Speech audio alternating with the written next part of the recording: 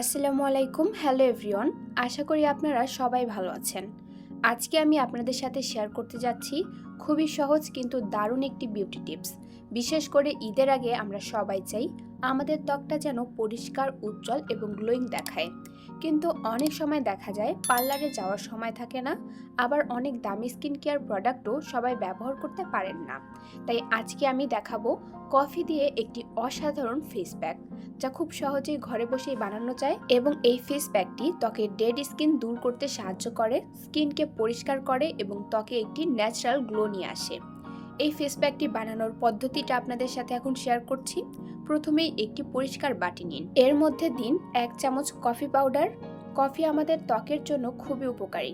এটি স্কিনের dead cell দূর করে এবং স্কিনকে অনেক বেশি ফ্রেশ এবং উজ্জ্বল করে তোলে। এর মধ্যে যোগ করুন 1 চামচ মধু।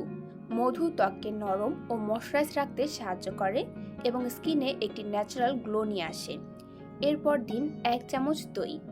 দই ত্বক পরিষ্কার করতে সাহায্য করে এবং স্কিনকে স্মুথ এবং ব্রাইট করতে সাহায্য করে। কফি, মধু এবং টক দই, এই 3টি উপাদান একসাথে মিশিয়ে একটি ক্রিমি পেস্ট তৈরি করুন। ফেস প্যাকটি তৈরি করা হয়ে গেলে পরিষ্কার মুখে এটিকে অ্যাপ্লাই করুন, আর অবশ্যই এটিকে অ্যাপ্লাই করার আগে মুখটা ফেস ওয়াশ দিয়ে ভালো করে ধুয়ে নেবেন। তারপরে এই ফেস প্যাকটি লাগিয়ে 15 থেকে 20 মিনিটের মতো অপেক্ষা করবেন। তারপর নর্মাল পানি দিয়ে স্কিন ধুয়ে ফেলবেন।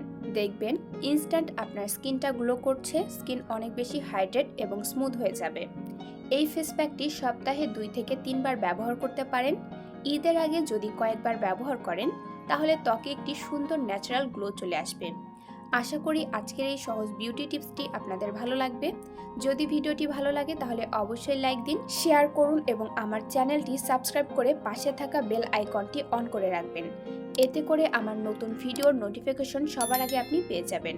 ধন্যবাদ সবাইকে। আল্লাহ হাফেজ।